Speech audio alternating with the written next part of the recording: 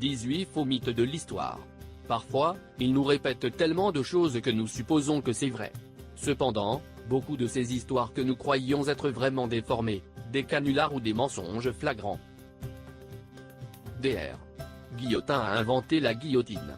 Cette méthode d'exécution a été utilisée au moins depuis le XIIe siècle, même si c'est probablement plus tôt.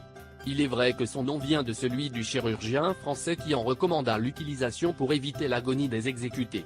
Il n'est pas vrai non plus qu'il ait fini par tester la recommandation, car il était décédé des suites d'une maladie, non guillotiné. Caligula a nommé son cheval consul. Ainsi Tatu était le cheval préféré de l'empereur Caligula, à tel point que, selon Suétone, il aurait voulu l'assigner au consulat. De là, il a tiré l'idée qu'il l'avait fait.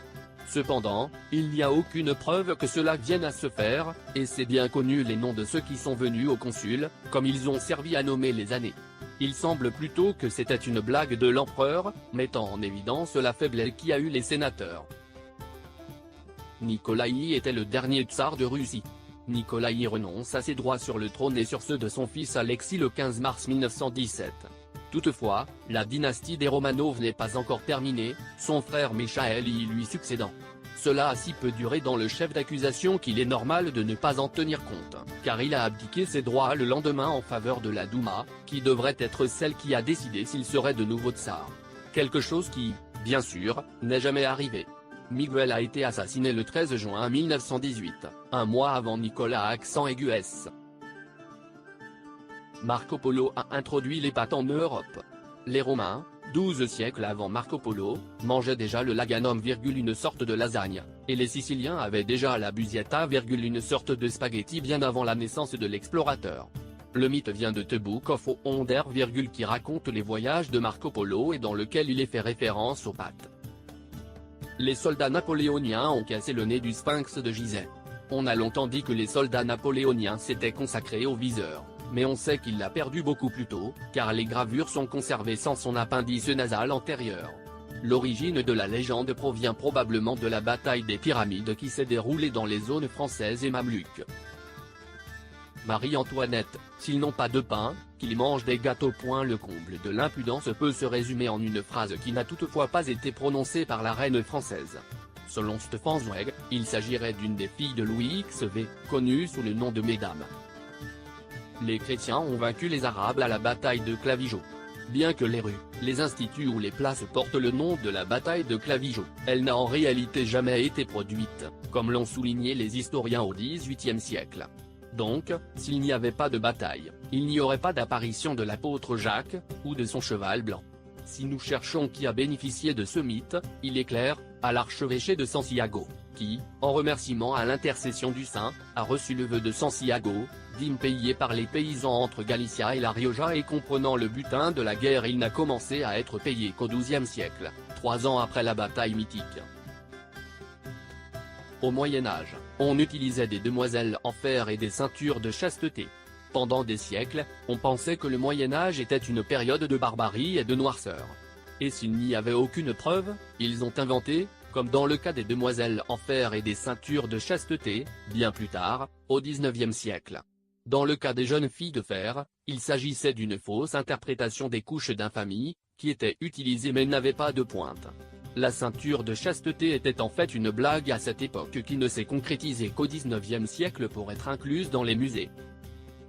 Salieri enviait Mozart. Bien qu'aujourd'hui, nous ne nous souvenions que de Salieri pour sa rivalité avec le grand Mozart, les choses devaient être très différentes à l'époque. Salieri a été le succès, avec des postes importants et enseignant de musique de personnalités comme la princesse Isabelle ou de musiciens comme Beethoven ou Schubert. La chose amusante est qu'il était aussi le professeur du propre fils de Mozart. Même Salieri, en tant que directeur de l'opéra italien, a fréquemment programmé Mozart.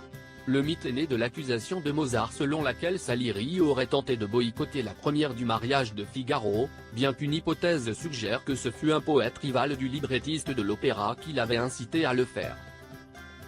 Van Gogh coupe une oreille. La première chose à faire, c'est que ce que Van Gogh a perdu n'était pas l'oreille, mais le lobe de son oreille gauche. Et la deuxième chose est qu'il n'est pas si clair qu'il était l'auteur. Il est supposé avoir été coupé lors d'un conflit avec son ami Paul Gauguin, mais cette version provient des mémoires de Gauguin lui-même. Cependant, des études ultérieures du rapport de police suggèrent que Gauguin était responsable et que Van Gogh le cachait pour le protéger. Néro a brûlé Rome. Dans la nuit du 18 juillet 64, un grand incendie s'est déclaré à Rome. La première image que nous avons est celle de l'empereur Néron, ou plutôt l'acteur Pété Ustinov, jouant de la lyre pendant qu'elle brûle. Cependant, rien ne prouve qu'il l'ait fait de ses propres mains ou ait ordonné la destruction de la ville, puisqu'il n'était même pas là. De plus, dès qu'il a appris l'incendie, il est retourné à Rome et a ouvert ses palais pour accueillir les victimes. Mais une partie des sénateurs était contre lui et ont propagé le canular dont il était responsable. Construire un nouveau palais, la Domus Aurea, dans l'espace laissé par l'incendie n'a pas aidé à le nier et qu'il n'atteignait pas nos jours. Les Vikings portaient des cornes dans leur casque. Comment distingue-t-on un Viking? Pour ses cornes de casque, non? Eh bien, non, parce qu'ils ne portaient pas.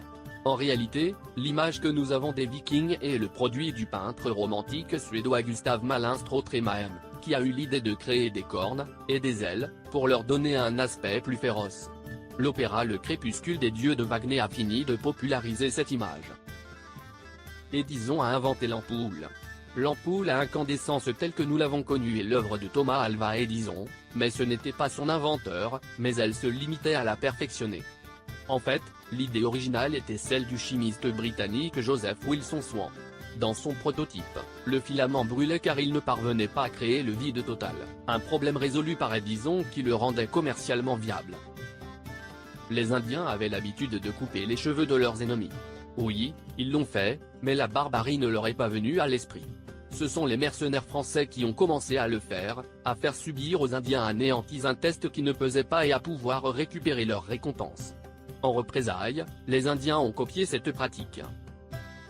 Fernando de Magalhães a été le premier à faire le tour du monde. En fait, le premier navire qui a réussi à faire le tour du monde était dirigé par Juan Sebastián Elcano, son deuxième et 17 autres marins.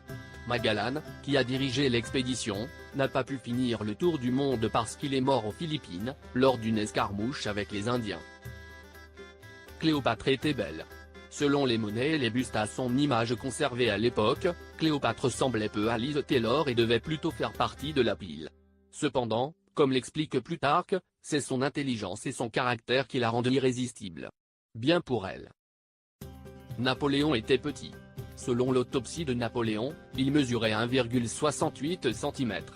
Considérant que la taille moyenne d'un Français de 1,55, Napoléon doit en réalité être grande pour ses contemporains. Le mythe vient du fait qu'il n'a pas été utilisé pour mesurer le système métrique décimal, mais en pieds et en pouces, qui n'étaient pas égaux en France et en Angleterre, et les calculs ont été laissés à l'anglais pour bas.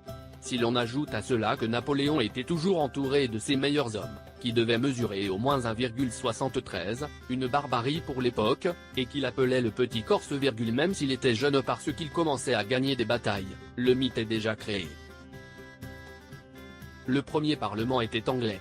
Le parlement anglais date du XIIIe siècle, alors qu'il en existe au moins deux précédents, le islandais et le léonais.